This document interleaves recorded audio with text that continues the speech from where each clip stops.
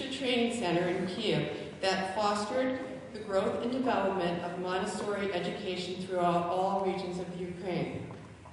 Ginny has written numerous articles in Montessori journals on topics such as Montessori education, observation in the classroom, parent education, staff development, and in the expansion of the Montessori abroad.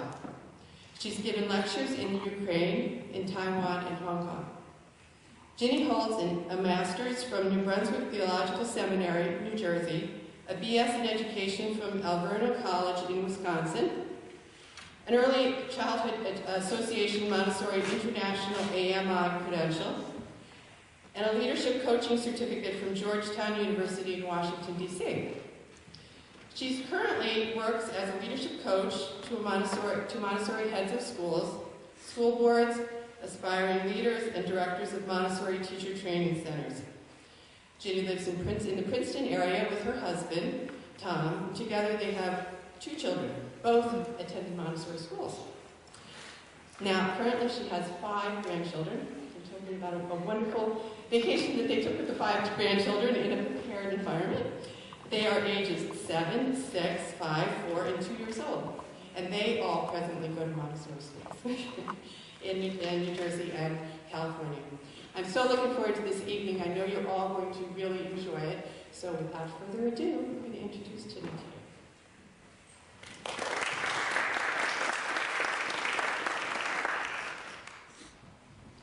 Hi there. This is my favorite topic, my favorite audience, and my best credential in standing up here with you is that I'm a Montessori mom and I'm a Montessori grandmother. And right now I'm in the thick of it because, as Colleen said, I have 5 grandchildren, and I love it. They're 7, 5, 4, and 2. 7, 6, 5, 4, and 2. So many of the things that I'm going to be talking about are very much in my life right now, and so I know what's happening. My children are both very much an advocate of Montessori and try to do the best that they can with their children. So, what do I want to do tonight? I think and I believe that all moms and dads want to do the best for their children. I believe that, we all know that, that is the correct thing. The problem is that the market, the advertising, and all of the toy industry, and the diaper industry, and the stroller industry, and the basically car seats, everybody that's in corporation kind of moves the trend with children. And that can be a problem at times, and it can be wonderful, but also it can be going in the wrong direction of what is really good child development and what is good for children. And so that's kind of what should I tell you tonight. I believe that if I give you tonight some principles of Montessori, you've chosen this school because you liked whatever you liked when you came in, but whatever you liked and whatever you saw and whatever's going on with your children is basically the foundation laid with certain principles that we follow. And I want to give you those principles this evening so that you go home and you can adapt it and make it fit your family. There's no one way to do anything because we're all different, and your children are different, and you are different, and your relationship with your other spouse is different. So I am not here to give answers to say do this, but what I like to say is here's the principles. And when you think about what should I be doing, if you can think of these basic principles, that's really what will help you to say how can I use some of the Montessori philosophy to bring to the home. So we entitled this little talk here tonight to be the prepared environment. It's kind of a strange name. Prepared environment. We don't really talk like that in the real world, but in Montessori we talk like that. So I'm going to use those words. You might have heard your teachers say we prepare the environment. We have a prepared environment. Basically what that means is how can we, in any situation, adults and children, meet the needs of everyone. How can we meet the needs of children, and how can we meet the needs of the adults? And we all live together in this house. So when I'm talking about environments, I suppose it would be your home. It would be coming to Grandma's house. It's going to be when you go on vacation. It's going to be when you take a visit to someone else's house. It might be as simple as one activity, such as hiking or boating or whatever else. How can I think ahead and, quotes, prepare this environment that is going to meet the needs of me, the adult, but also the needs of my child? So that's what we're going to be about. Tonight I'm going to give you principles, give you a few examples, and what I would ask us to do this evening is I will talk hopefully not more than half hour, 40 minutes, and then I will open it up to questions, okay? So if you have questions, I see many of you have notebooks that you're writing on. You can write those questions down and so you don't forget them. And also, Colleen was so gracious to print off. I usually give this with a PowerPoint presentation and show you things. So I sent her really the slides that I used for this, but we didn't have an opportunity to do this at church.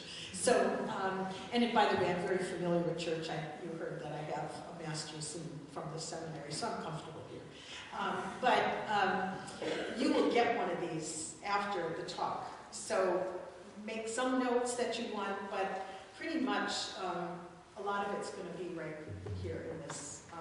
And the last part of the booklet, actually, I went on the web and I figured out and searched a lot of websites, YouTubes, different websites that are going to also give you more examples and pictures and of what we're talking about, okay? All right, so I say when I think of what is Montessori, what's the big thing that hits me first? And I say, put this on your refrigerator. And it's the saying, help me do it myself. Help me to do it myself is your job as a parent. Primary first thing, don't do it for me, but help me to do it myself. That's a huge job. Believe me, it's much easier to do it yourself. And what does that mean, and why is it that we do it? Well, we want to foster independence in the child. And Marie Montessori, who was this educator who started all this, observed children for 60 years. There is nobody else of education or child development that spent that much time observing young children. And many of the things that you see today in other settings of schools and other toys, etc., were originally really developed by Marie Montessori. And she observed children, and what she noted was, and what she came up with is this period from ages 0 to 6, 7, maybe even up to 10, children are really creating themselves. They're absorbing everything in their environment. And one example of that is language. How is it that a child is born into your family, and then, starting at about 2, earlier, later, all of a sudden they're speaking this language. And then, when you get to be a freshman in high school, and you try to really learn a language, what happens? You've got to figure out the meaning, you have to figure out what's the verb, what's the noun, you have to laboriously learn languages. But the time in which we learn language, and if you are have many languages that you know or speak, or you have a native tongue and English is your second language, whatever you decide to do in your home, that's what the children are going to learn how to speak. So that's one of the glaring examples of how people are going to absorb the environment. We learn language, even expressions. You know, you listen to children and you pretty much know how their mother and dad are talking. And we'll talk about that a little bit later. But they absorb all the little works that we have, you know, they'll pick it up. So anyway, the reason for the independence is that there's this drive within the child to create themselves, but they need space to do it in. They need to practice and they need to be able to do. When you do things for children, those things that they can do it themselves, picture putting them in a wheelchair and saying, I'm going to put this kid in a wheelchair because they will not be able to do what I can do. I can do it so much better, and I can do it faster, and that's correct. But what we want is for the child to do it. So, what do you do to create independence? I can do it myself. And I'm sure everyone sitting in this room, if you've had a child, at some point before the age of 3, they've told you, I do it, I do it, I do it. So, you know, I hear that from all my grandchildren. Grammy, I do it. No, don't do it. And often, even temper tantrums will come about because they wanted to do it and you went ahead and you did it. And oh my God. And you can't undo it necessarily. Okay?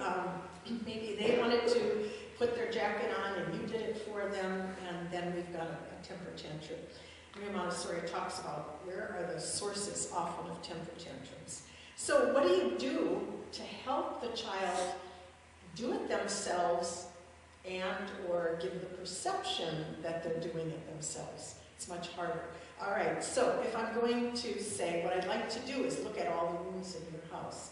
So it's very cold out these days. We've got boots, we have snow pants, we have clothes, and all of these things. Having low hooks that children can hang up their coats is essential. They want them to hang up their coats, and all the hooks are high. Not a good idea. So hooks have to be low. What I say to parents is, in preparation for doing your assessment of your home, walk around your home on your knees and get a view of what the children are seeing rather than what you see. So if I want to hang up coats and I want them to do that, I need the low hooks. If I want the child to wash their hands by themselves, well, that's what they do in school, they all wash their hands. You know, I don't have little sinks at my house, and I never did with my children, and don't have with grandchildren, so I buy stools. I have stools all over the house right now as a grandmother, and as a mother of children who went to Montessori. I was sitting right where you are some 35 years ago, and somebody was telling me, oh yeah, you know, have stools or put low hooks, and I'm going, wow, why didn't I think of that? Oh my God, that makes sense. And so what you want to do is have stools by the sink. Well, what if the faucet's so far away? Maybe the stool has to be higher. Where is the towel to get in order to dry my hands? If I want my child to brush their own teeth, where's the toothbrush? Where's the toothpaste? Does it have to be at their level? So you look around and you say, what does my bathroom look like? And do I have a stool by the sink? Do I have a low shelf where I can put their toothbrush and their toothpaste? Let's see, providing things for as they get older. How many of you have children maybe that are like 4 and 5 here? Okay, so they're a little bit more capable than the 2s and 3s are, and one of my big things is empty the dishwasher. About a year and a half ago, I went to my daughter and she says, I want the kids to empty the dishwasher, but they can't put the dishes up high. So we were sitting in the kitchen trying to figure out where are we going to be comfortable putting the dishes now. My neighbors used to laugh at me because my dishes were underneath on the lower cupboards, whereas most of us, when you're an adult, you have it up high, right? So for years, I had my dishes underneath the counter. So my daughter had less space, and so we found this cabinet, and we cleared out the bottom 3 shelves of her cabinet, and then we decided from the top of the dishes, you know, what dishes will go there. All right, what did that let us do? They were able to empty the dishwasher and put the dishes away. The dishes that didn't go in there, like pans and whatever, there was a different place on the table to put those. So what that also helped us do is now they can set the table, because they can go get the dishes and they can set the table. And so where do I put the silverware? Where do I put the dishes? Where do I put the napkins? Where do I put the cups? Also, in the kitchen, I want a drink of water. Do I have to come every time and ask my mom for a drink of water? Imagine if every time you wanted something to drink, you had to go and ask somebody to give it to you. Do you see what that does to your head? You know, I'm not really capable, somebody else has to do it now. Some of us might like that. Oh, please, I'll go on a vacation and I want service, I want room service, but not the child. The child is not your guest in the home, and they're not to be waited on. So that's the kind of thing that we will say is, where are all those things that we need to have at our disposal in order to do that? Now, how do we get a drink of water? Well, lots of options. That, you know, you can buy these jugs that have those spigots on. You can have a little pitcher on a table where the child can pour it. You can have some, if you like cold water, you can have it in the refrigerator. Oh, and speaking of the refrigerator, there's another place where if you have snacks, and I don't know if you've heard about food, but let's say that there's 3 kinds of foods. Foods that I can eat anytime, foods that I eat once in a while, and foods that are very special. So who decides what kind of snacks my children have? Well, whatever you bring into the house, you've decided, because your children will eat what's in the house. So it starts at the grocery store.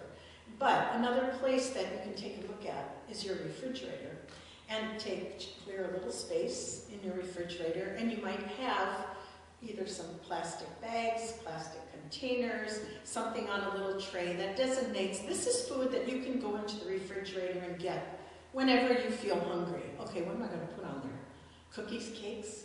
No. I'm going to put on probably some carrots, you know, whatever you want. Pieces of cheese, some string cheese. In other words, small, that if the child gets hungry no matter when, you're okay with what they're eating.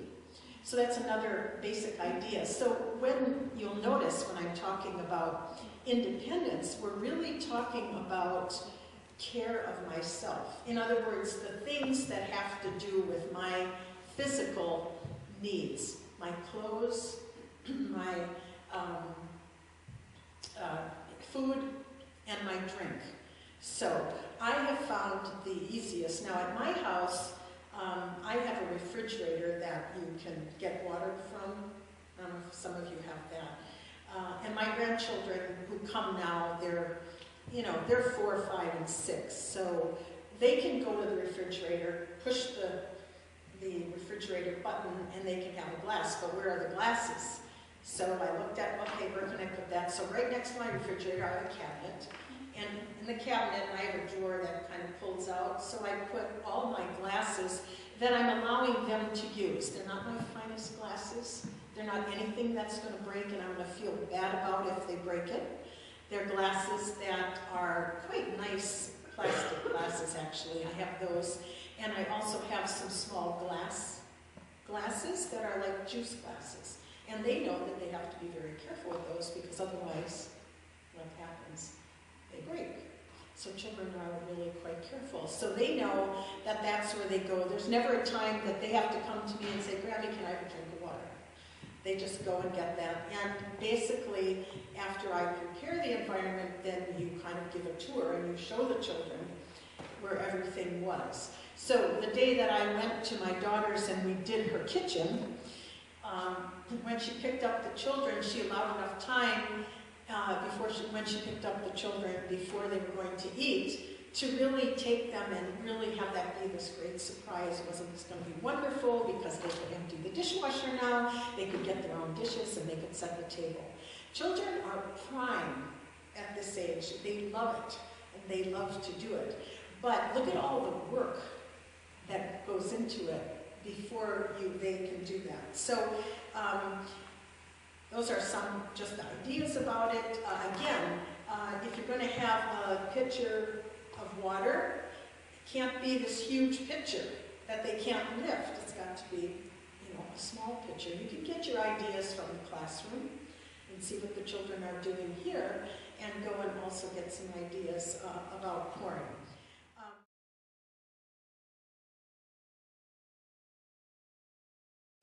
Okay, the other thing for independence would be to move to the bedroom, and we're talking about getting dressed, right? And where do we put the clothes? And I don't know, where do you put the clothes and how are your closets? So we have to think about that. Most closets, the first thing that I would do, my daughter-in-law loves it when I go to California. She's got the 6'4" 2-year-olds, and she just kind of turns that over to me, God bless her, because she's very wonderful. That lets me come in her house and not only allows me to do it, but wants me to do it. And I said, okay, the first thing, if you're game, we got to move these rods, or if you don't move the top rod, you add another one. You either move the top rod down, or you put it at a level that the child can actually put clothes on a hanger and put those clothes in their closet. Sometimes, for boys especially, and maybe girls, maybe shelving is better. And you can very simply go to Home Depot and get, basic brackets and some boards and put shelves in the closet instead of a rack to hang. Because how many things do your kids wear that you really need to hang up, right? So you might be better to have shelves in the closets. All right, so then, what clothes are we going to wear every day? Now here I'm going to talk about giving children the perception that they are independent and they're making choices. That's another area with independence, is making choices for themselves, okay? So allowing children to choose what they would like to wear. Oh my gosh, how can we do that? We're not going to have them choose from the entire wardrobe of summer, winter, fall, and spring, or you're going to have bathing suits in this weather.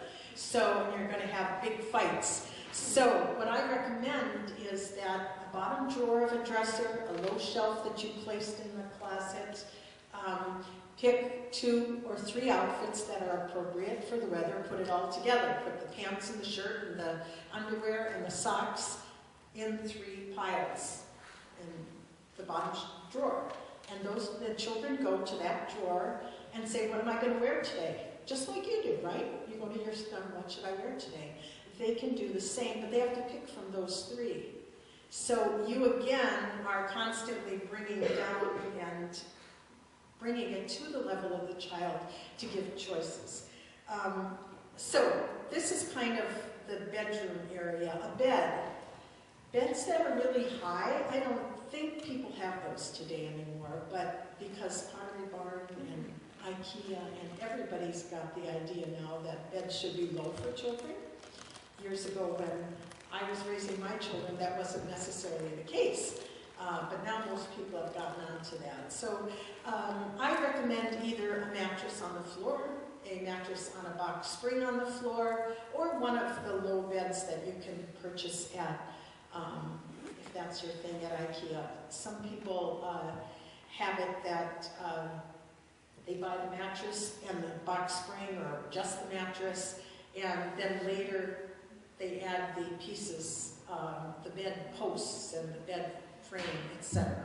But basically, what you want to be able to do, and the goal here, is that the child, I know this sounds terrible, but can get in and out of bed by themselves. Sometimes you don't want that, right?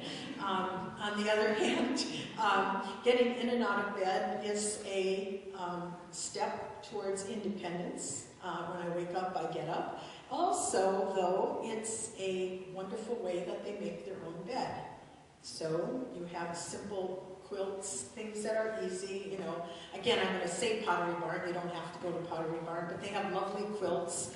IKEA has lovely stuff. Target has lovely stuff. I'm not saying where to buy it, but something easy to throw over the bed so that making the bed isn't a huge chore. They simply pull the covers up and they make their own bed. Those are things. Now, why do we do this? Why do we do all this? We do this because the child is creating themselves. They are active in their learning and in their environment, and they're participants in living.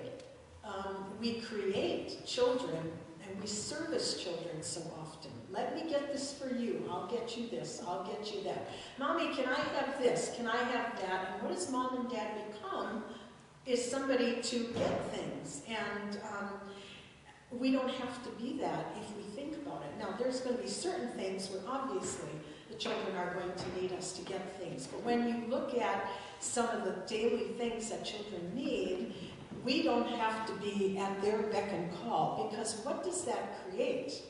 That creates you're working for me. And it kind of tips the ladder of hierarchy in a family. Everyone is expected in this family to pull their weight. The other thing, though, is I think you're going to find that children from 0 to 6, 7, 8, and 10 love this. This is at their most desirable threshold for learning, so they love doing these things. Now, they will also get into, and that's for another talk, a discipline.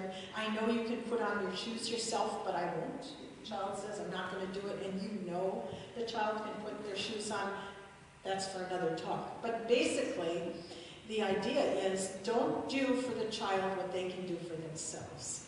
And so shoes have to be big enough. It's amazing on how quickly they grow out of shoes, isn't it? Gosh, they're struggling to put their shoes on. I go, what's wrong? They're too tight. They need 2 sizes bigger. Socks often get too tight. How can you put socks on? They should be fabrics that are loose, that I can easily put on my shoes and my socks. So those are things that you as a parent have to look at. Why aren't they successful? Because maybe what I'm using isn't working. Or let's say pants that have the snaps and the some of those big things. So of course you don't see those a lot anymore. I think the market has gotten to it that children cannot go to the bathroom very well. If they've got to unsnap, unbutton, unzip, what's the best part and what the kids really like to wear is something that they can pull up that has elastic. If it's too tight, it's going to be a problem and it will be very frustrating. Same thing with underwear. Underwear needs to be big enough that they can take it on and off very easily and sometimes very quickly, especially when they go to the bathroom really fast and they waited so long and they're running in. And if everything's easy to go down, boom, they're successful. So that's that part about the dressing. You all know how to put on a coat, for how children put on coats in Montessori, don't you? Where you throw the coat on the floor? Okay. Anybody not know how to do that? No? Okay. So that's kind of a common one that you've all seen. So again, they also work at zipping. They help each other. One time when my children were growing up, and we had kids over, and they were, by that time, probably 6 and 7 years old, and they were getting ready to go outside, maybe on a day like today, when we had a snow day, or yesterday, we had a snow day, and they were going to go out and play, and the little girl, she comes up to me, and she stands like this, and I said, what would you like me to do? And she said, zip my jacket. And she was like 6 or 7. I go, zip your jacket. Oh, I said, you know, we, in this house, everyone zips their own jacket. And if we don't know how to zip our jacket, then we find someone, one of our friends, to zip the jacket. But adults don't zip children's jackets at age 6 or 7. So, and I'm sure that's not going to be the case with your children because they do that already here in Montessori. In fact, they probably will be quite offended if you start doing something that they're used to doing by themselves. Putting the toothpaste on the toothbrush, that's a big one. Okay, you got to think that one through. I had to think that one through a lot. All right, I'm going to let these kids put toothpaste on the toothbrush. So how do I do that without getting caught? So I say, all right, and I gave them a lesson. I showed them, start from one end and they go to the other. That reminds me that what we say in Montessori, and I'm sure you've heard this, but it bears repeating, show rather than tell. Kids cannot follow verbal directions, period. So, if you want them to do something, such as set the table, empty the dishwasher, do whatever, show them how to put the toothpaste on the toothbrush, etc., you say, oh, wait, I get a turn first, and I'm going to show you. And watch. And you very slowly and carefully do the task while the child is watching. And I promise you, this is at the height of their sensitivity for this. They are going to do it like you. Now, they do not have the eye-hand coordination that you have. They don't have the dexterity, but they will attempt to do it, and as they do it more and more, they will get really good at it, just like us. The more we do something, the better that we do it. So that's the thing, show rather than tell. Second thing to put on your refrigerator, help me to do it myself, show rather than tell. And don't expect them to do anything on their own without you showing them or having them see you do it. You can't just say, okay, Ginny Cusack said that kids should XYZ, hang their coats up, for example. Basically, here are the hooks. Here's how we're going to do it. Let me show you. Don't assume that they know how to hang a coat on a hook. Now, I'm being very basic here, but that's true. I have, for me, because I'm a grandma and I don't want to put hooks into my walls anymore, I've done that one time. I bought a tall, and this is nice for if you have a foyer or something. I bought a tall coat rack, but it was wooden and I could take out the middle part. It was in sections. So I took out the middle part and I just put the top part on the base, and so it stands about this high. And that's what children hang their coats. They don't automatically do that though. My grandchildren do, but the other day I have a friend who has grandchildren too, so we all got our grandchildren together. And they came in the front of the house, and the first thing that I said is, oh, look here. Here's our place where we hang our coats. And I said to my granddaughter, I said, Elise, would you please show Sadie how she can hang her coat up? That's it. They all got together, and then when it was time to leave, we said, okay, let's get our coats, let's see, where are the children's coats? Oh, I know. Oh, yes, they're right in the front on the coat rack. So you kind of make it part of your conversation. It just doesn't happen. You have to really introduce it in a way. The fact, okay, a few more things that I'm looking at my hampers for children's clothing. What do they do when they take off their clothes? Do they put it in your hamper? Do they have a hamper? Where is that hamper? Where is it convenient in your home? I'm not going to tell you where to put the hamper. Some people put the hamper in the bedroom. Some people put it in the bathroom. Some people have it in the hallway. Some people have it in mom and dad's room. Doesn't matter, but that's the place where we put our dirty clothes.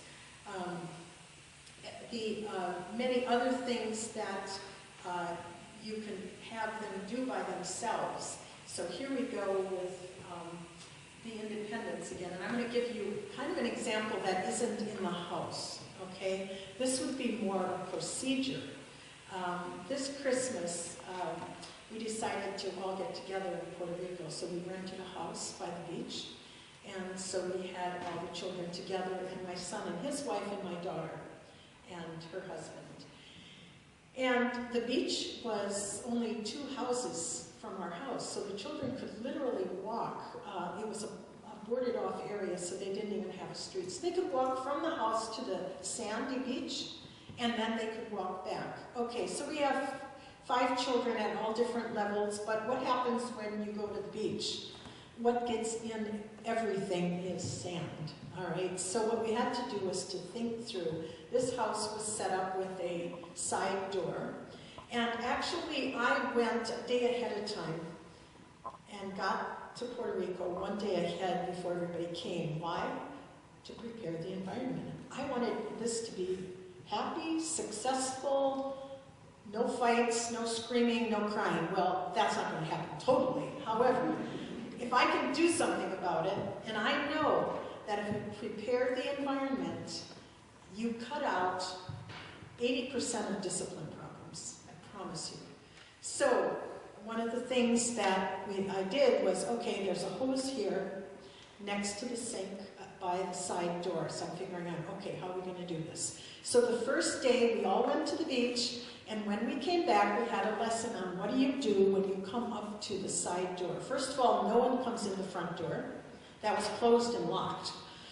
Nobody comes in the front door with sand. They go to the side door, and what do? So we had lessons. We had a lesson on the hose, that the adult was the one that was going to turn on the hose, but that each child could hose themselves down. And they could wash all the sand out, and they had to take off their suit and hose everything, because I'm telling you, sand gets everywhere. And then they would hose their suit, get most of the sand out, and then they could go where we had the towels on the chair next to it. They took a towel, wrapped themselves in the towel, took their suit, dropped it in the wash machine, which was right in that same area, and walked into the shower. And then there would be an adult there who was going to see to it that they could shower. By the second day of real guiding them through that, they knew the routine. Nobody came in the house with sand on their feet. The sand did not get in the house. So it was the adults saying, how am I going to work with this? I got 5 kids here. And how are we going to do that without it having to be a problem and then unravel it after? So that's an example of something that's not in the house that we might think about. Another thing that we did was, okay, we're all going to sit around this table. We fixed this table. It was a big square. And one of my daughters said, okay, one thing I want to do is they're not going to sit together at a kid's table. Bad news. It's not going to happen. She had bad experiences going to other people's houses that had kids' table. It was bedlam. So she said, we're going to have adult, child, adult, child. So what we did was we said to the children, this is really a special table. We're all together, and the way we're going to sit at this table is there will be adult, child, adult, child. How did we enforce that? By cups. So when we were going to eat and everyone was going to sit down at the table, the colored children's cups were already placed every other one. There was no question. You just go to the table where the cup is, and the children set the table and they could do all the rest. But we took care of the cups so that there was never a question of who's going to sit where. I don't know about you, but every time I go to my both places, it's, I want to sit next to Grammy, no, I want to sit next to Grammy, and you sat next to her, and all this kind of stuff. So that took care of a lot of that. So that's an example of thinking through something ahead of time.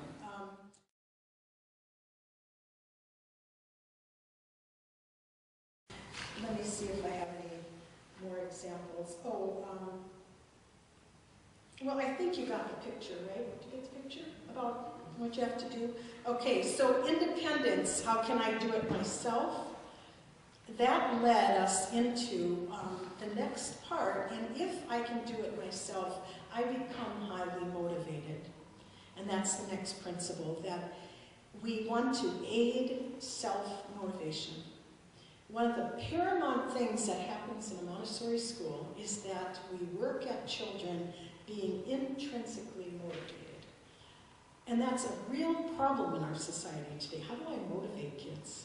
You know, if you hear kids in a Montessori school, you know, on these snow days, the other day I was at Princeton Montessori School, and it was the day after a snow day, and one of the children from elementary came in and she said, I can't believe you closed the school again. How many times are you going to close the school? And I wanted to come, but my mom said I couldn't. Now, that is a bit something, and that isn't just what I heard this time. I hear that over and again, year after year, because they love it. They love to learn. They're motivated. They have this inner motivation. So, you want to, that's the second principle. So how can we foster that in addition to doing the independence? Now, independence is going to flow all the way through this as you're thinking of what to do in the home, but allowing children to do things that they think are adult-wise. For example, let's say that you have plants to water. I don't know if you have plants, but if you have plants and you like them watered, why not have the children help watering? What you're going to have to figure out is a system of how can I tell if this plant was watered before? So you can take away and put out, maybe if you water your plants once a week, then you basically put out the watering can once a week. And the children know that when the watering can is out on the table, then they can water the plants. If it's gone, they don't water the plants. Okay, that brings me to another basic thing about independence is having a low table.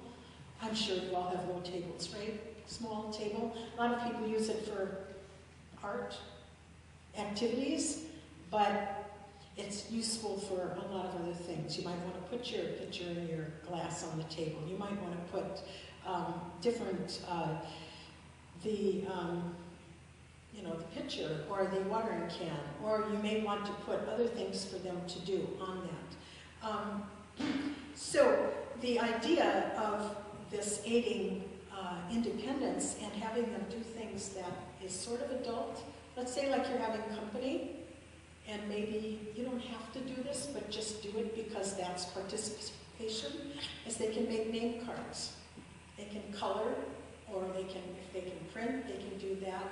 But why not, they can paste things on a small 3x5 card. It doesn't have to be a big thing, but we can say, oh, where are people going to sit? Oh, let's make name cards.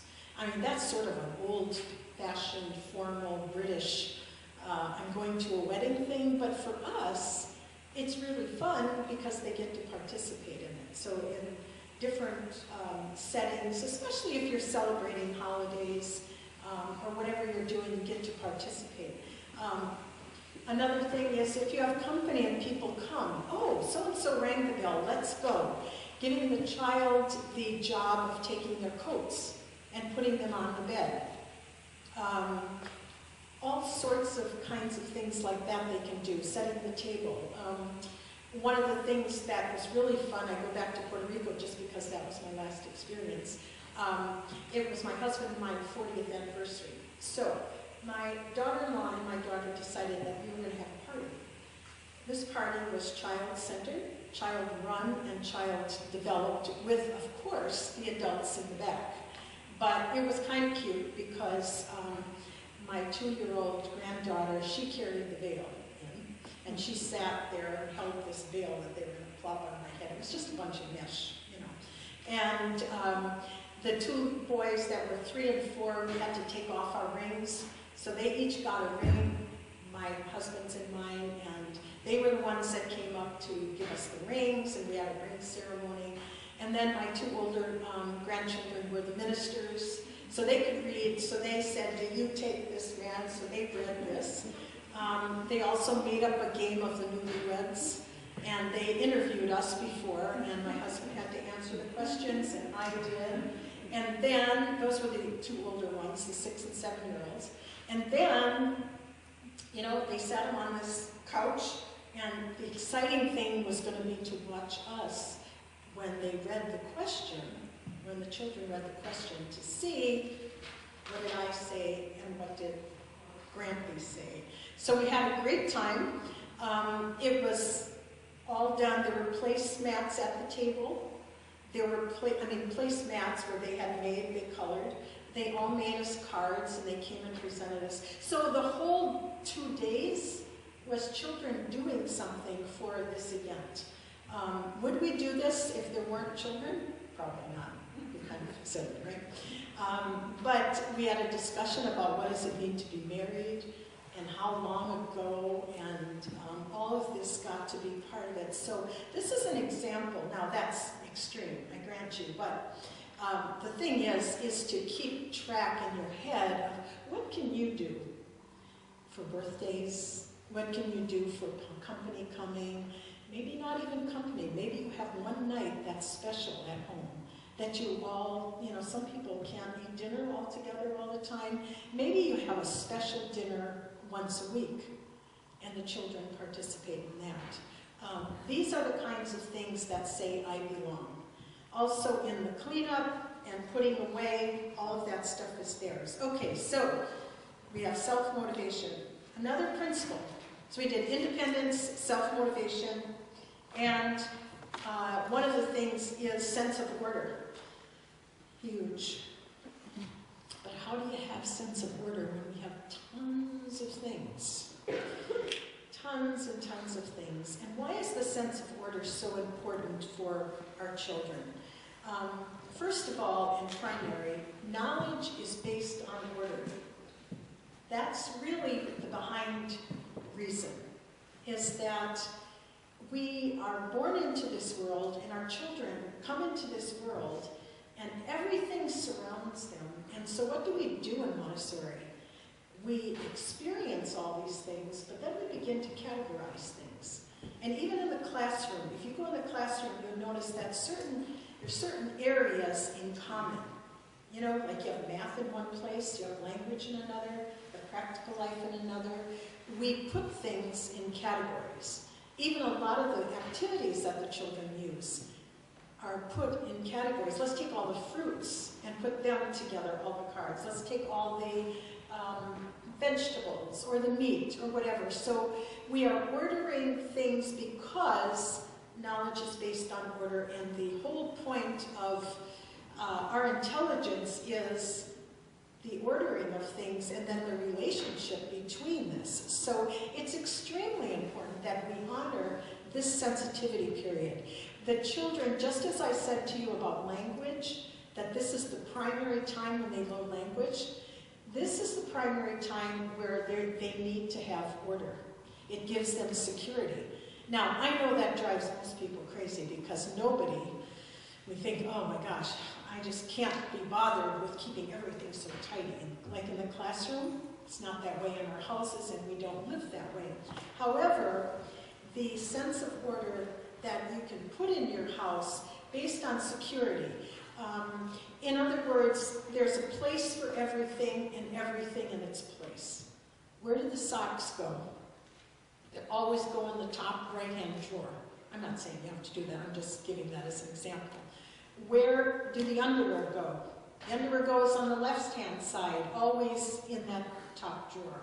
Where do our shoes go? Why do we insist that they do this? It's not to be neat and tidy. It's not to be compulsive, obsessive-compulsive.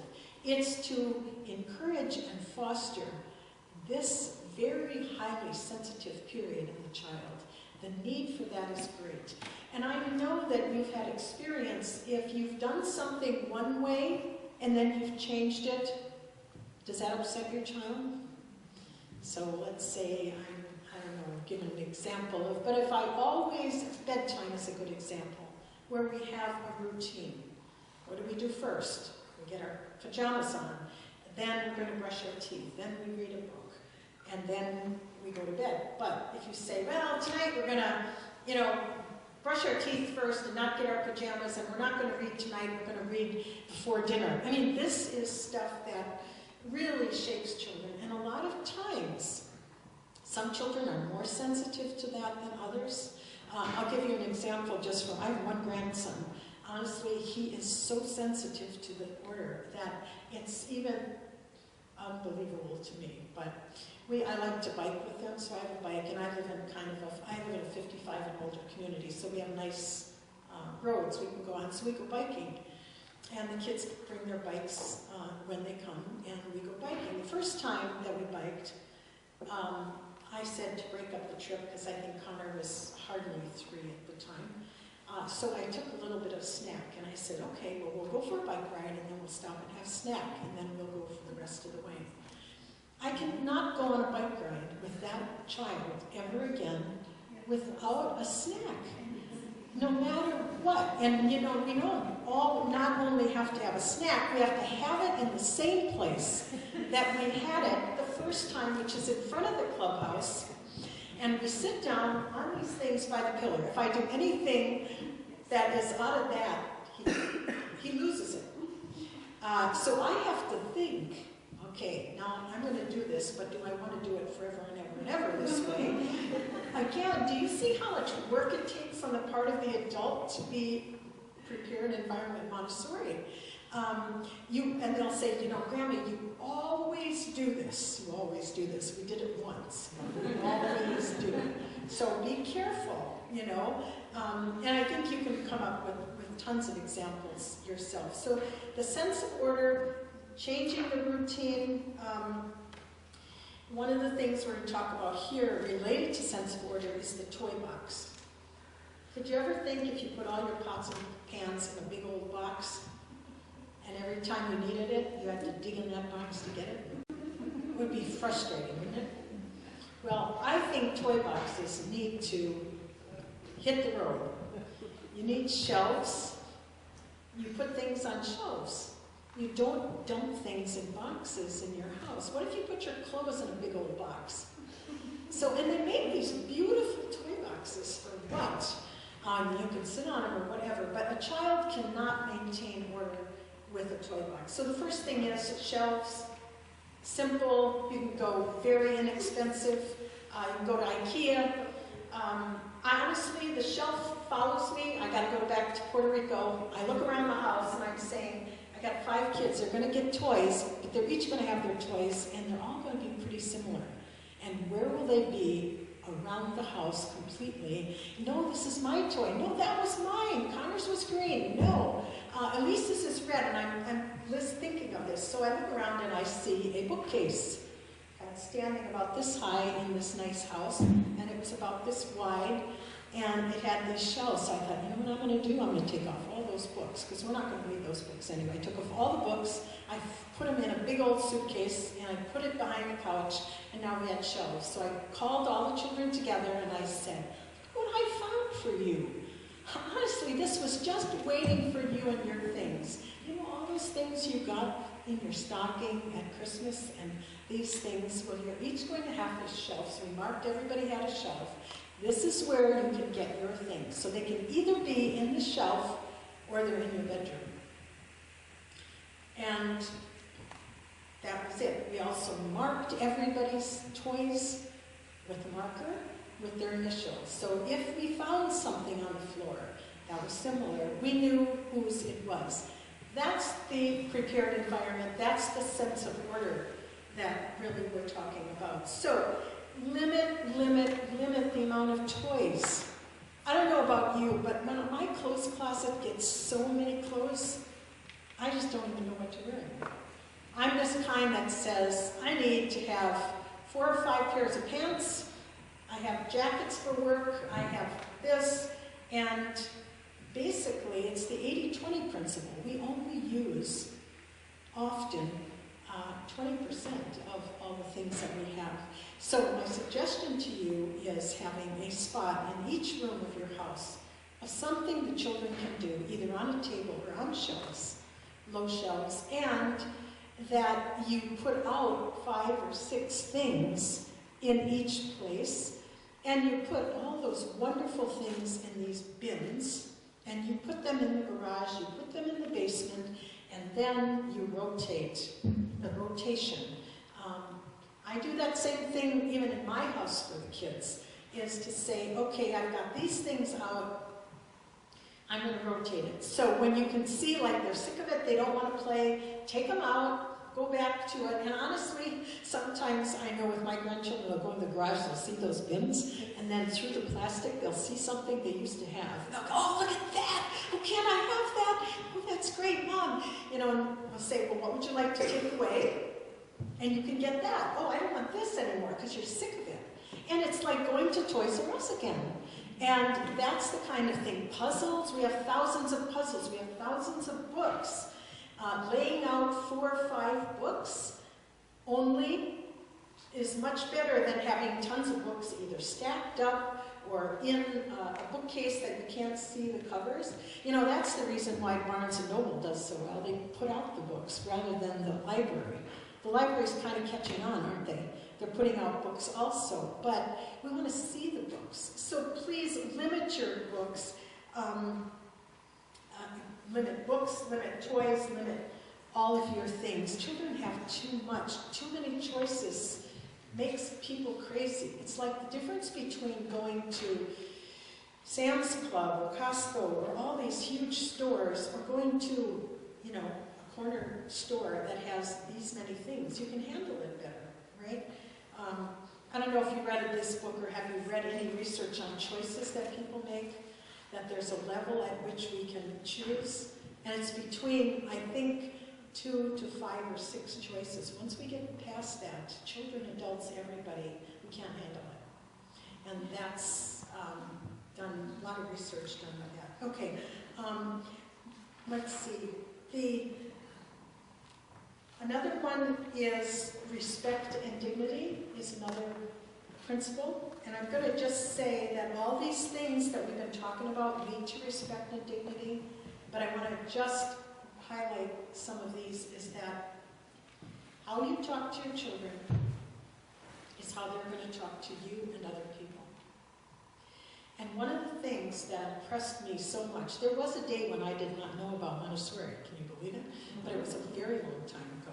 But one of the things, when I go back to that time, and I brought my child into a Montessori school, I was already in education with teaching, but I brought her to a Montessori school because my father said, oh, those Montessori schools are really good, you better check it out. Because he had gone to Grandparents' Day for my sister's children. And when I walked into a Montessori school, the thing that struck me the most was the way they spoke to children. I don't know if you felt that way, but how teachers speak to children is incredible. First of all, they take children seriously. They're very interested in asking them questions. They speak to them in a tone that we speak to adults. We don't have these high-pitched voices. Oh, good morning, children. Are you happy? You know, we don't do that kind of thing. We talk normal. We use real talk. We respect what they've got to say. We take it seriously. We don't say, oh, isn't that cute? They said this. And isn't that cute? To them, it is cute. Oh, my God, it's really cute. However, to this child, this is their work. This is serious. And I'm not saying don't say that they're cute, but what I'm saying is we must take our children seriously. We must speak to them with dignity and respect. And if you want your children to say please and thank you, then you're going to have to do that to them. If you're going to want your children to say excuse me, then you have to say excuse me. And that doesn't show up until real later, often. But you'll see that there's a big difference in children that have been spoken to this way and how they relate to other children. So the respect and the dignity comes from honoring their needs, putting things at their level, respecting their independence, give assistance when needed. A big area here is around toileting, having that respect for them. Again, is the toilet paper a place where they can reach it? Can they wash their hands? Can they take care of themselves if they have an accident? Where can I put my things? How can I wipe it up? Do I have cloths nearby that they can do it? Can we treat those things as just mistakes people make, but rather these things happen, no big deal? I have to tell you this example because it's sad. When I was head of a school many, many years ago, we had a photographer come in, and he was going to take pictures of all the children, and there were some children that had runny noses, and their noses were really sore. You know how they get, and you have to have that.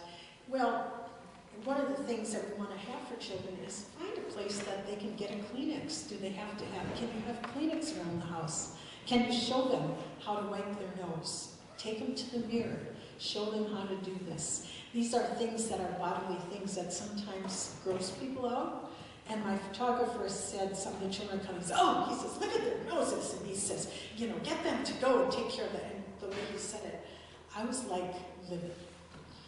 That these children were not given the respect to say, oh, I think you might need a tissue.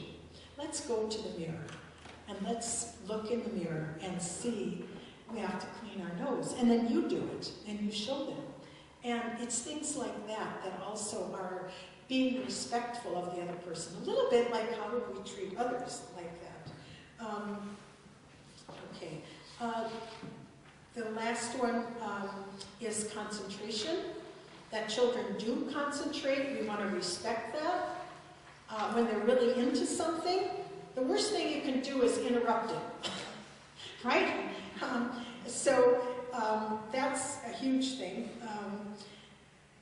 And, oh, are you having fun?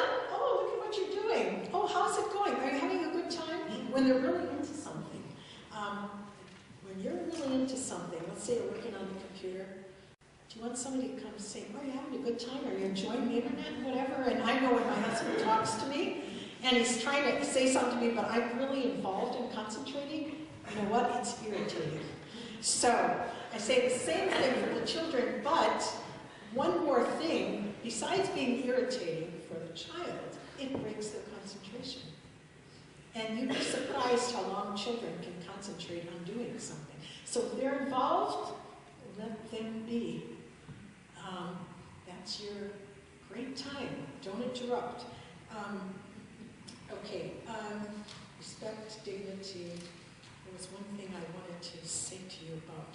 Did I talk about time? Oh my gosh. How long does it take your children to get their coats on and their boots on and their snow pants and get outside and into the car? I can't even tell you how long that takes. And I keep forgetting. You know, I've been in Montessori for, I hate to say it, 35 years. And I still am surprised. And I have to figure out. I had the children in my house last week because there was no school. And we wanted to go for a hike on the canal. We were going to go to Jersey Jump. We were going to come home, and we were going to do some activities and projects. Honestly, I just forgot totally how much time it takes. So what you have to do is slow down and expect that children can do all the things that I'm telling you, but for them to do it by themselves, it's going to take double the time or triple the time. So if you think you're going outside at 11:30, start at 11, at least.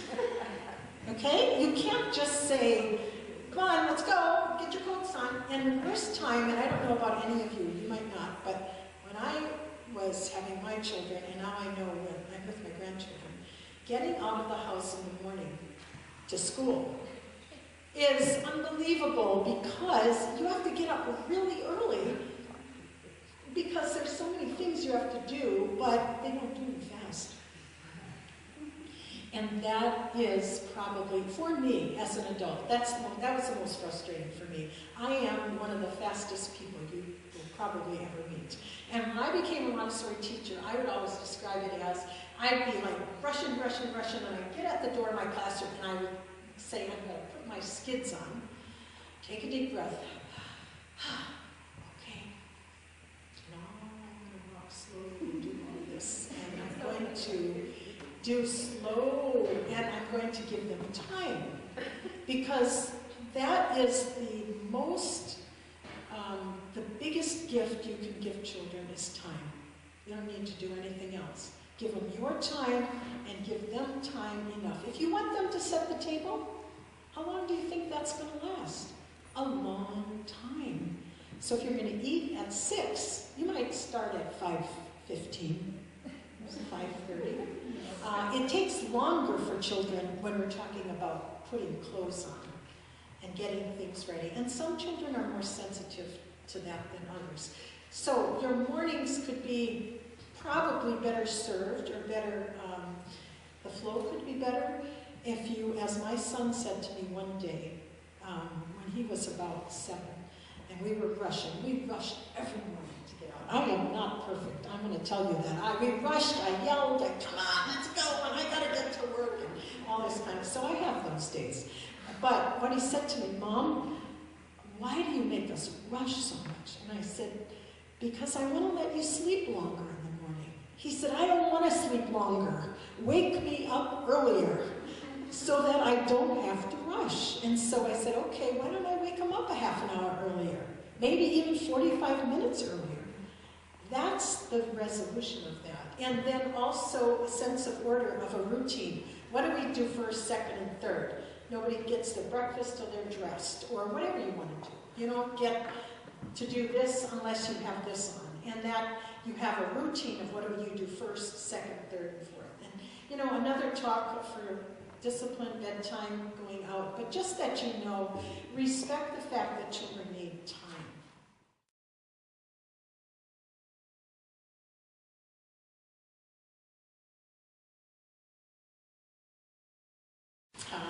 And lastly, of course, I think you've gotten this from my talk already. I could talk to you for 100 years, and I could give you a whole training course, but I won't bore you. The last thing, and as you know, what is the most important part of a child's environment is yourself. The adults in the children's environment is the most important thing. You can do all these things, but loud and clear, it's us adults. How we treat them, but also how we take care of ourselves, how we feel about ourselves, how happy we are, how frustrated we are. What do you need to do for yourself in order to be the best you can be for the children? You certainly can learn, like coming tonight. I commend you. I know how busy you are. I mean, I truly do know that. And I think it's marvelous that you've come to listen tonight and want to learn and want to do the best for your children. So I would say learning, yes, learn as much as you can. Go to these websites and all these places and have fun with it and do your own research. There's lots out there. But also work at personal growth. Have a way, and I say a practice. This gets into my leadership coaching, but we all are so busy. Can you take 3 minutes a day to have time to be quiet, even if it has to be in the bathroom and shut the door? Doing something for yourself that keeps you grounded. It might be 5 minutes in the bathroom. It might be 5 minutes before you go to bed. It might mean getting up a little earlier. God help us, you probably get up very early now. Whatever it is, I don't know your schedule, and I don't have that. I just know that the more healthy you are, psychologically, emotionally, personally, the more healthy your children are going to be. Because the biggest thing that shouts out in a prepared environment is the energy in the room.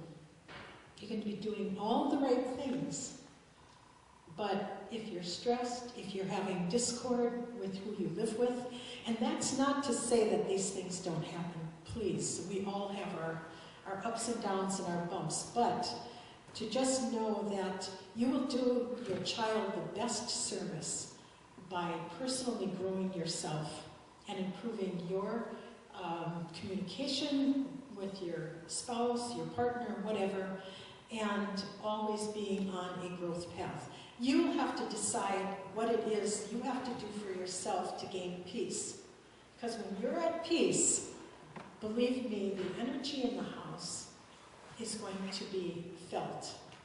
And I think you all know that. Like when you're in the presence of somebody really angry, doesn't it just kind of jar you? Somebody comes at you and is just so angry. Or maybe not even at you, they're just angry and you observe it. You feel how that energy affects you. So for the most part, I'm not offering you all these things to say that everything's going to be perfect all the time. It's not. We're real people living real lives. But hopefully tonight you'll take away with you that who I am as a person is the most important thing for my children. And whether I have a low bed or not, probably in the end, it's not going to matter. And I tell you that from being a grandmother and a mother of children who are growing.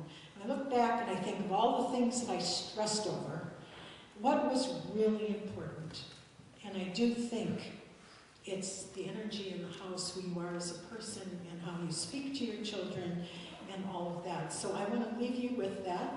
And I'm going to now open it up to questions just for about 10 minutes, 15, and I promise you then after that we'll give you this booklet, because I kept talking and I didn't really say all the things that's in here. So anyway, does anybody have any questions for me? I don't want to solve personal issues in your home, and I don't know you, and I don't know your child. So if you ask me what would I do in a certain situation, I can't answer that, but I can certainly try to answer other kinds of questions. Yes? And if this gets you off on time, thank you very much. This is wonderful. But you mentioned before the child who you know can do something, and you've shown them how to do it, and maybe they've done it for a year, and all of a sudden decides that he can't do, that sort of portion of activities. Yes. And really, creative excuses for why this hurts and that hurts, and I can't bend over. Yeah. So I was curious if maybe you could address it a little bit. Okay. She was asking about, your children can do it, they've done it for a year. I'm assuming dressing themselves? Well, I don't want to get into personal, but it is that morning. But it's like the shoes. That's probably the biggest. That's right. Mainly the shoes. Knows how to put them on, but won't put them on? Yeah. Okay, and there can be many reasons that happens, and I'm going to throw out theoretically that things can be going on in the house, that the child needs some attention, and that's how they're going to get it. A younger sibling could be born, and mom's taking time to take care of the younger sibling. Did I hit it on the head? Okay. So why would I want to be doing this when, I know a way that I can get her to pay attention to me. So there's lots of reasons for that. So obviously I hit your reason, maybe. And the thing that I would say about that is that knowing that you can provide things other than, I know you want me to be with you and you want me to put your shoes on, but how about if I will read you a book when you get your shoes on? That's to say, I will do something appropriate with you, but I'm not going to get into it. Now, I'm not sure that's going to work, because God knows you have to try it and try it and try it. Dr. Montessori, that was her whole life. She tried things. Says, what's going to work? Try it, but based on these kinds of principles. Okay. Yes? I have like a three-part question. Yes. Some of it relates. You talked about self-motivation as one of the principles of Montessori. You have the creative child who knows how to do something, will do it, but may complain, like, I don't want to do this forever. How do you, like setting the table, guess what, you are going to do this forever. And Okay. how do you, it's the self-motivation, and the opposite end of, you've got the independent person who can do stuff, but then hits the wall and gets frustrated that today I'm trying to make my bed and I can't, and I just completely fall apart. Yeah, now, what age? One is 3.5, the other is from 5.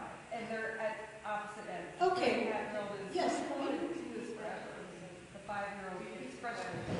Okay, the question is that, let's say the child's quite willing to set the table, but then they hit the wall and say, I don't want to set the table anymore. Yes, and that, I think, is an excellent question, because this is what happens. And when you have very young children, this isn't like put your nose to the grind and you're going to do this forever.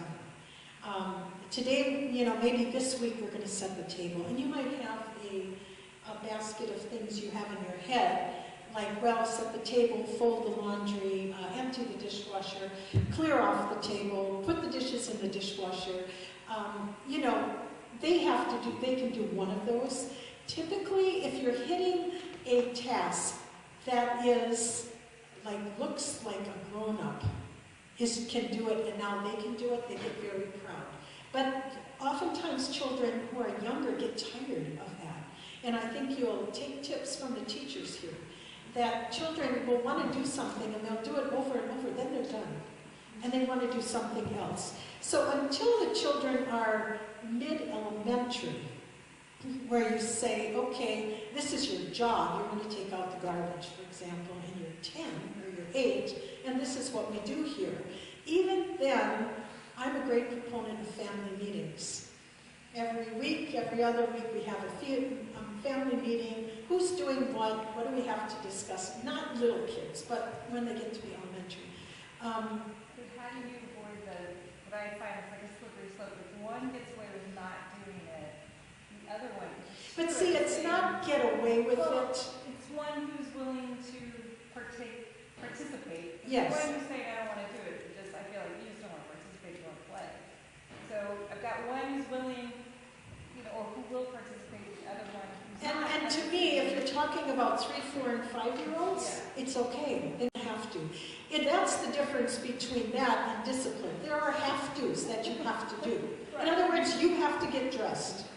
And I have heard over and over again where kids come to school in their pajamas. They decided not to get dressed. No, I'm not dressing you. Hop in the car. Those are have-tos. Everybody's got to get up in the morning and get dressed. That's an appropriate thing for a 4 and 5-year-old. And I think that if you're going to get into tangles over giving them things to have them feel good and be independent, it's not self-serving. So I think you don't want to get into discipline things over the things that I think you can decide for yourself. What is going to be have-tos that there's no discussion about, and what is going to be choice. And you can either say, if you want them both to participate, all right, do you want to set the table? Do you want to empty the dishwasher? Do you want to do this? And you give them 3 choices or 2. But I'm not mentioning any of these things to get into a tangle with. This is more not in the area of discipline, except as I am addressing. Now, if in your house making a bed is really a high priority to the whole family, and the first thing you do is you get up and everybody makes their bed, and by God, those beds better be made. Yes, you can make that have to. I don't necessarily, when I was working and I was running out of the house and brought my kids, making the bed was kind of the last thing I thought of, because they weren't made. So you decide what are have-tos and you stick by them, but keep them at a minimum. At this age. I'm sorry, this is my other part, but is a reward system, you know, if this is, we talk about big corporations and things that, what they do to, what's good and what's not good for the development of kids, are like your star charts at that age. At what? A star chart. Star like charts for preschool. Yeah, getting dressed, or, you know, whatever thing you need to help the, is that going against Montessori? It's developmentally in the wrong place. Charts work great in elementary school. Really great. What we do, I will say one thing, and I've heard this psychologist say this, is, does somebody give you a star when you get dressed? I mean, these are things that we have to do. Does somebody reward you for going to bed?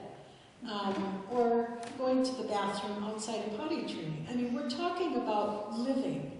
These are things we do. When we build up and we praise, we lay on, we're going to get this if you do this, it's really, in my opinion, doing a disservice. Now, if we say that in elementary, that children have chores, and that in order to keep track of these chores, we're going to check off. And at the end, if everybody does their chores, all of us, then we get to have a day out hiking or something. I am not against that. Charts are good. They're minimal even in Montessori Elementary. So it's not necessarily appropriate for this age group. And I know some people do it, but developmentally, no. Hi, this is great. Thank you very much for your time. What's your view of time out in Montessori? What's view of time out? Well, for what? So my little one's in 3, for not listening. But For not listening? yeah, by the time he's in, he chooses to decide if someone is dinner and then starts to wander off. So it's really about him listening. Listening or doing what you say. He heard you, but he didn't want to do it. We always say, what is listening? Yes, we always say, you're not listening to me. And I'll say, wait a minute. He knows exactly what you said. He doesn't want to do it. Right. Okay.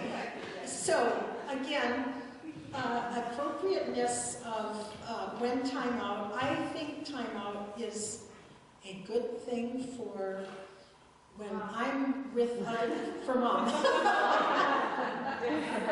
Hey, go for it. That's great. She said for Mom, it's good. And hey, that's a good enough reason. Like right now, I can't be near you. You need to go anyway. Fine, go for it. In terms of what's the effective timeout, or is that going to be effective or whatever, When children can't get along and are not playing nicely, they can't be part of the group. And so, I don't know if I'd call it time out as much as you're showing me that right now you're not ready to be in this group. There's a certain way of behaving when we're in this group. Dinner time is a nice thing to talk about with your spouse, your partner, and I recommend, by the way, date night, going out to dinner and talking about how you're doing as a parent. How are we doing parenting? Not in the middle of disagreeing how we should handle our child. But, you know, when you go to work, you have meetings, right, about how you do things, and then you have evaluations, and you do that. That's far less important than parenting. But if you can get to the idea that we need a date, we need to go out to dinner at least once a month. I say once every 2 weeks, once every 3 weeks. I don't know your schedule, I'm just saying. To say, how are we going to handle this? So let's say dinner is going to be the topic. What what do I and my husband think about dinner? Now you're bringing in a lot of culture. Now you're bringing in how I was raised, how you were raised, etc., etc. So what you want to do at dinner, I think you have to decide what it is. What do you expect? Now, one thing is children don't sit as long as adults.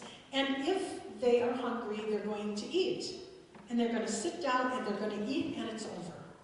That's all. And the adults may just be starting to eat and the child's done. So I look upon a child sitting at the table as one of utility, you know, and I do think that the whole area of food, that's a whole other discipline topic and whatever. But I will say that it's unreasonable to expect that a preschool child is going to sit down with people. And I see this all the time, people taking kids out to eat. I mean, you know, you all have your opinion about that. But we use eating out as an activity, as kind of almost a entertainment, if I will. We're going to go out to eat. Well, kids do not. And one of the things that I know my son said to me when we were planning this vacation, I don't want to stay at a resort because I don't want to stay where we have to take our kids to eat out. I want a house where we can feed the kids at the table. I don't want to put them in a car to go swimming or go to the beach. I can't stand the thought of taking these 3 kids for breakfast, lunch, and dinner to eat somewhere, and that's vacation. It's horrible. So you'll have your time when your children are older, and you know, way older. But so you have to think through that, knowing that they can't do these things. Are you expecting the impossible? Now, where they go after they leave the table, that's another thing you can regulate. You can either go to your room and read a book, you can go downstairs and play with your toys. That, I think, is reasonable. But to be running around the table, underneath the table, and disturbing people who are at the table, no. But it's unreasonable to think they're going to sit, so that's my answer. So decide what it is you want, but be reasonable. Okay. One more? Anybody else? Yes. I understand the need for order and structure, for security and so forth. How much structure is too much structure? Being that, you know, the world today, you need to be flexible. You need to be able to adjust to changes in order, changes in structure. So I'm just wondering, you know, there are people who say, well, you know, this is the way they have a snack and they can't leave the kitchen. And I mean, is there just too much order, too much structure? For children ages 0 to 6, no. You can't have enough structure. Because their internal being needs it desperately. Now, we have to be practical. Can you always have structure? Can you always do it the same way? No, I would say use it the 80-20 principle. If you do it 80% of the time, and 20% of the time, you just say, you know what, right now, we're not doing that. We can't do that. We have to go. And then you decide that. You know, maybe even 70%, 30%, they've just got to do something different than what you're doing. But I would say to honor that structure. The other thing I will say about the world being that we need to be flexible, I agree with you 100%. And one of the things that I will say is I'm talking here only about very young children. Developmentally, children from 0 to 6 have needs that are very specific. If you carry those things into the teenage years and you want structure, it's death. So sometimes you can have a parent who really likes the sense of order and structure, and they like to cross their T's and dot their I's, and you look at those people. I have a friend like that, and I say, oh God, I wish I could be like her.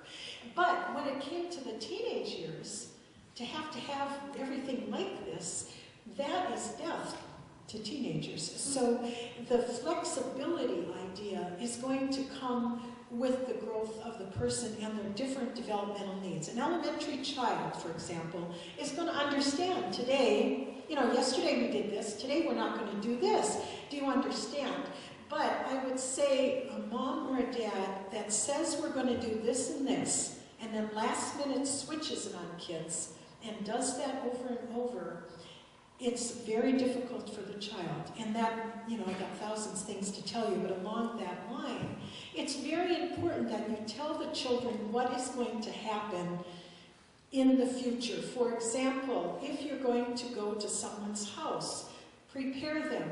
Whose house are we going to go to? When are we going to go? What are my expectations of you? When will we come home? Don't we all want to know that? But with children, we forget to tell them what's going on. And what's going on is their right to know. So in that sense, I would say we can be flexible. I know that wasn't your first question, but... Yeah, no, I just meant in terms of sticking to very specific... Well, give me an example. Like for instance, when they're at school, they have a snack. They sit down, they do the same thing every day. But at home, he'll grab a cookie, run in the other room with it, Is that okay, or does it have to be always in the kitchen and always in the same, or, you know what I'm saying? How much structure does there need to be? I would say that's going to be up to you. I think that children have to learn what's appropriate, not just for our houses, but for when they go elsewhere. And I use the example, if you let the kids jump on your couch, that's fine, but what's going to happen? When they go somewhere else, they're going to do it. You might say, well, my furniture's not any good, so it doesn't matter. Well, at Mrs. So-and-so's house, it really matters. She paid $3,000 for that couch. She'd prefer the kids don't jump on it. That's a mixed message, and I put that in the fault of the parent, because I haven't prepared my child. I use the example before I would say eating. Where do you eat in your house? If you eat in every room, then I guess it's okay. If you eat in the kitchen at the table, or you eat in the family room because you watch TV, do you eat in the bedroom? Do you eat in the bathroom? Do you eat in the foyer? You have to decide that, and then you stick to it. For kids to come and run and get a cookie, on the surface, it's harmless. It doesn't matter what they do in school. If they have their snack on, that's what they're going to do there. But what matters is what's appropriate in your house. And our job with children is to let them know what the norms of the world are and the expectations of what is expected as a human being. And if we don't do that, we do our children a disservice. They go out to the world and they're called brats. You all use that, right? Kids are brats. Why are they brats? Because someone didn't really say, we don't do that. So I would say that's totally up to you. You know the principle. And if in your house, that's how people do it, it's quite okay. Because you certainly can't say you're only going to be eating at the kitchen table when you and your husband are having a drink and hors d'oeuvres in the family room while you're watching television. That's that part. So you have to, all of these things you have to decide, knowing that. What is the structure that you feel is important? But you can't really give them too much at this point, because you're saying there's a place for everything, everything is placed. There's certain activities in every room of our house, and this is the appropriate behavior because you're teaching them about life. Okay? Okay. I know I've talked so much and so fast, but anyway, if you take two things away from tonight, you'll be 200% better than when you came in. So I wish you well. I hope you have a wonderful life. Montessori is going to give you a way of life. Enjoy it and just love those kids. Okay, thanks.